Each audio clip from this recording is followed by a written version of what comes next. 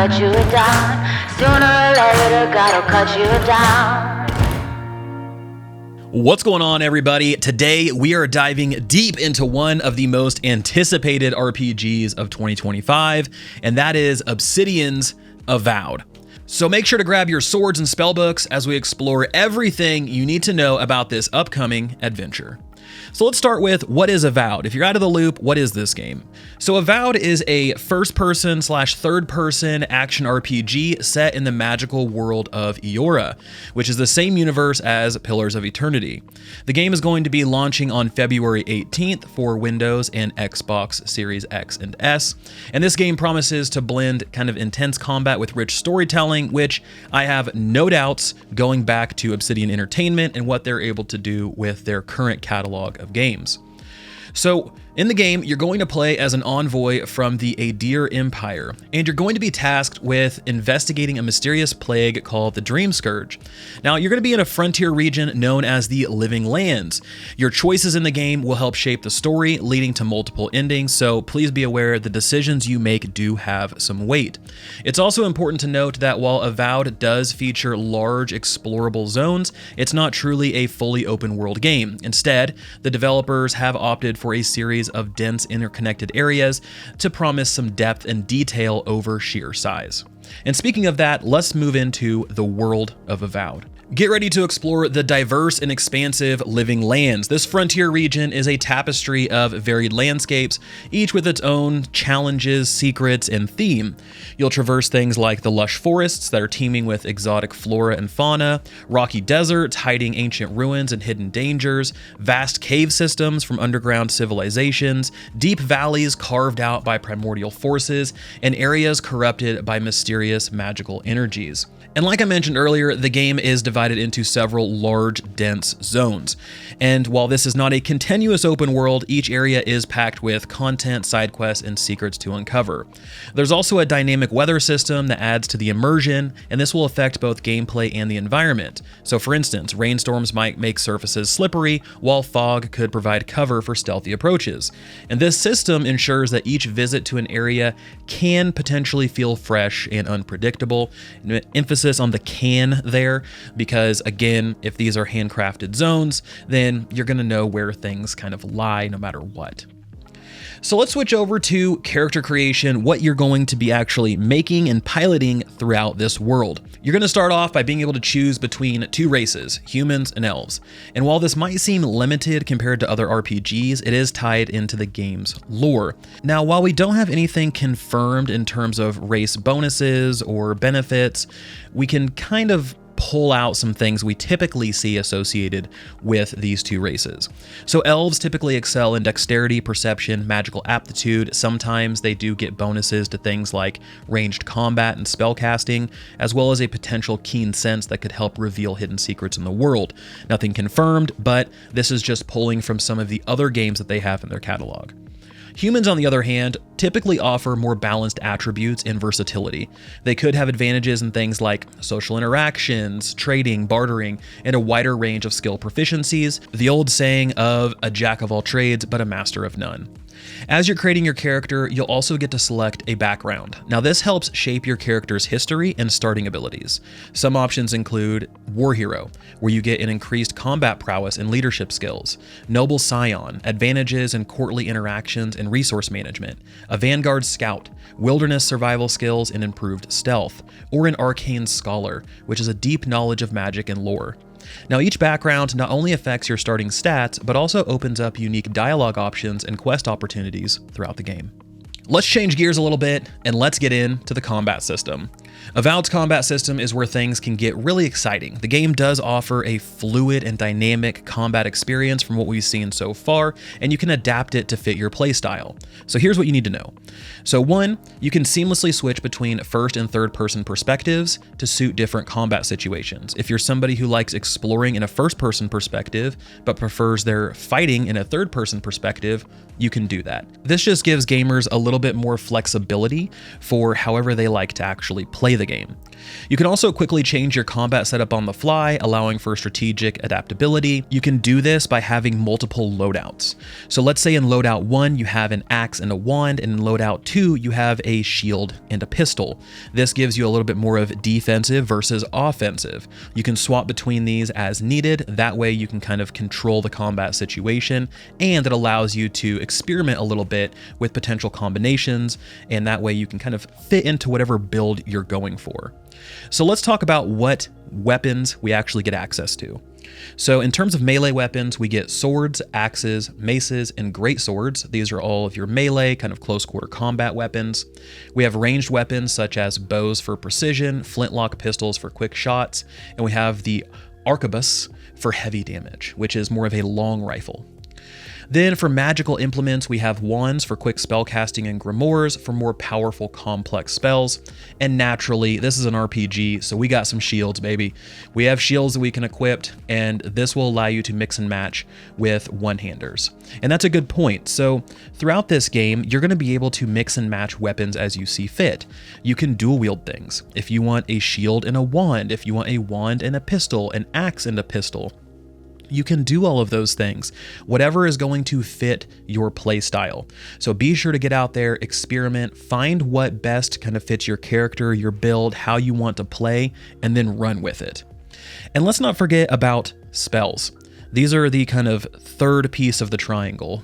These spells range from your typical fireball to freezing to necromancy to dark magic to elemental magic. So you have a lot at your disposal, and just like weapons, you can mix and match these to best fit your style of play.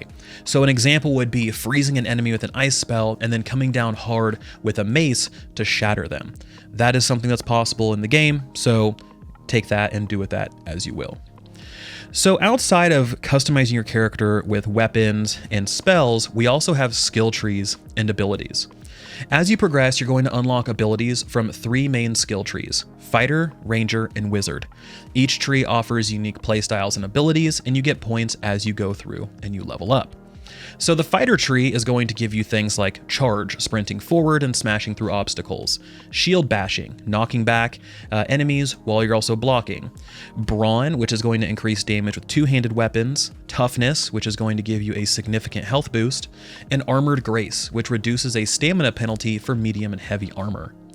The Ranger tree gives you things like Tanglefoot, where you're going to be able to root enemies in place for crowd control; Parry, which will allow you to perfectly time blocks for devastating counterattacks; Evasive for increased dodge; Finesse for increased one-handed weapon damage; and Marksmanship for boosted ranged weapon damage and accuracy.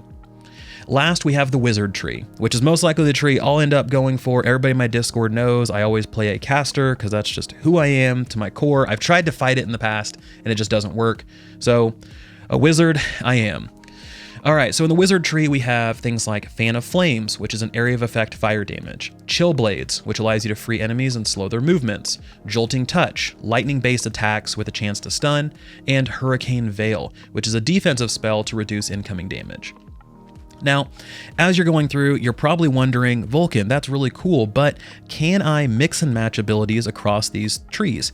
And the answer is yes, you absolutely can. If you want to be a fighter wizard, like a battle mage, you can. If you want to be kind of a ranger fighter to be like a swashbuckler, you can. You can go through and mix and match these to best fit whatever you want to play to create your perfect build. Spell slinging warrior, go for it. The choice is yours. So let's talk about some of the progression and customization that's outside of skill trees. So Avowed does give you a deep progression system that goes beyond just leveling up. You can do things like upgrade your weapons. So you can enhance whatever weapon you want. Like you get a favorite weapon, you can enhance it with various improvements. You can also enchant weapons. You can do these with magical properties, whether it's adding fire to attacks, whether it's adding extra damage, an extra attribute, something like that. You have gear loadouts, obviously we talked about those, and then the attribute system, which will allow you to fine-tune your character's core stats. That way you can kind of build the character of your dreams, right? Now, the biggest question that comes with every RPG is, what happens if I mess up? What if I put a point where I don't want to put a point? I want to be able to respec, and you absolutely can. You can experiment, you can do different builds, you can always go back and respec. It is a very flexible system from what we're told, which is great. That gives us the ability to go through a trial and error type of process, which in RPGs is more important than anything. So a couple of the big things we want to talk about before we wrap this thing up is enemy scaling and boss battles. So out in the world, one of the big things that people always ask is, hey, do enemies scale up with me? Am I going to feel like I'm getting stronger? And the answer there is yes. Early level zones, like let's say level 10 zones, as you go past those, you'll be level 20. Everything in that zone will still say level 10. So you're not going to have any sort of world scaling. Some people really like that. Some people don't like that. So it might be a deciding factor for you, but you will not have to experience enemy scaling in different zones. As for boss battles, these are going to be epic, apparently. These are large-scale fights, they feature unique mechanics, they often require specific tactics. So you're gonna have to be on your toes and be able to look at attack patterns, memorize those, and then overcome those challenges. So another big question we always get in RPGs, especially ones from Obsidian, is are there relationships, are there romance options in this game? So Avowed doesn't feature any sort of romance options, but your relationships with your companions do play a crucial role in the story. You can have up to 2 companions with you at any time. Each one has their own backstories, motivations, and combat specialties. And then, like I mentioned earlier, your choices throughout the game will affect these relationships, as well as endings, story direction, and all of those things. So please be aware that, if you answer something, it does have an impact. There is a butterfly effect type of thing that'll happen here. It's not just, hey, let's just spam through these menus, get on, and move to the next thing. So to wrap this thing up, Avowed is shaping up to be an awesome RPG from what we've seen so far. We haven't seen a ton of this game, to be honest.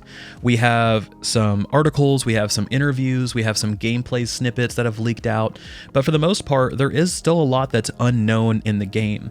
Hence why this video is shorter than my typical kind of starter guide type videos. But I'm really excited for what they're going to bring to the table because of their track record with games like Pillars of Eternity. So just as a recap, please remember Avowed launches on February 18th. It'll be available day 1 on Xbox Game Pass. And as always, thank you guys so much for watching. If you want more Avowed videos, please leave me a comment below. Make sure to like and subscribe, all of those fun things. I got away from saying that stuff because it's kind of cheesy, but turns out you kind of have to say it or else YouTube won't kind of push your videos, and they'll stop recommending videos, to be honest. So just something to put out there. But anyway, thank you guys so much for the support over the years. I'm really excited to get into Avowed, but I do want to hear from you. What are you looking forward to doing in Avowed? What kind of character do you want to build? And is there a specific thing you're looking forward to doing in the game? Thank you all so much for watching. This has been Vulkan, and I'll talk to you guys next time.